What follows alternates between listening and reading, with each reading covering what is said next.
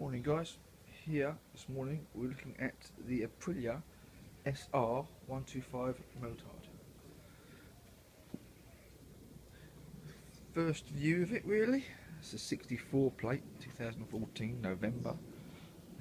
Single riding light on the left as we're looking now, and right hand side is high beam. 14-inch tyres, all indicators in there. Instrument panel, it's pretty standard for Aprilia if I'm honest with you.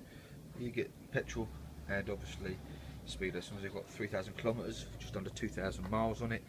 Instruments are normal, high beam, low beam, indicators and horn on that side, electric start on that side. Under here is not a bad size bucket, usual, just petrol's under here. I'll show you while I'm here.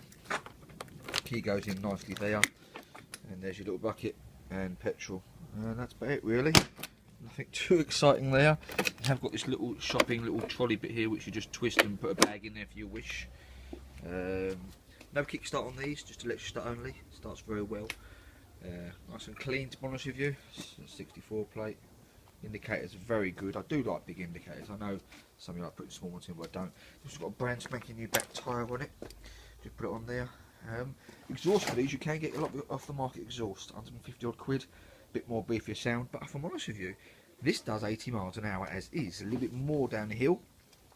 It's not bad. A lot of these only do 65. This does do a lot more for some reason. I think it pretty always do let you, you know, get a bit more out of them. It's air cooled, so you ain't got to worry about water, which is a really good handy point, as they often go.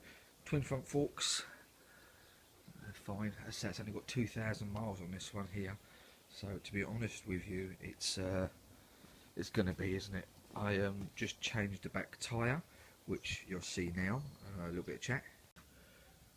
The trick on guys on changing a rear wheel on an Aprilia SR Motard. Very simple. Take the cover plate off, undo that bolt, and there's a bolt in there, and then get under the bike 10mm and undo one of them under there, just one.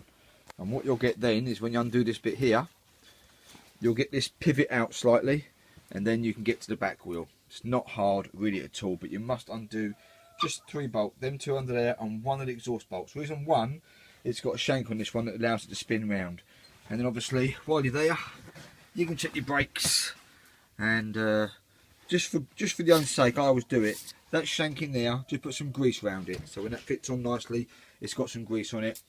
It's just purely so years later, you know, when it's riding along and there's loads of road soap got in and everything else, that is probably easy to get off of.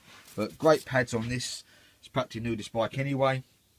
Just had to change the back tyre. Nice and simple. So that's how easy the back tyre is to change. Literally, you just undo them 2 bolts, one underneath. The exhaust then swivels out, and then you get the back tyre off, which is really easy. Just note, obviously if you're going to do that, make sure you put it back properly. Okay, there's a little cotter pin that goes in, a split pin basically. You must put that back in there, not over tighten it, otherwise you damage the bearing. So thin balance. To be honest with you, you save a couple of quid bringing a loose wheel in. If you don't know what you're doing, take the whole bike in. That's my probably top tip there. Anyway, say nice and easy. A few little marks on this one. They end up right here. It's got a little scratch here, and a little bit here. So tiny spill. No other damage done whatsoever really. But that's it. Yeah, nice and easy. It says single brake at the front. Hasn't got disc at the back. It's got drum. But I'll be honest with you, they're actually quite good. The old friction brakes. They're not too bad. They said this is 4T, not 2T.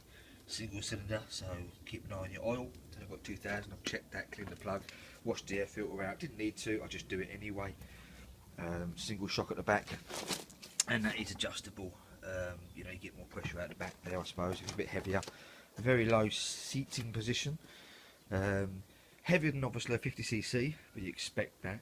But it really does hold the road really well. The lights are good at night time. I rode it at night. It starts on the button, this does. As I said, you can get an off the market exhaust if you really want to. It's not worth it really. But the instrument panels, as I said, it's very classic look, I suppose. And yeah, pretty much standard bike really.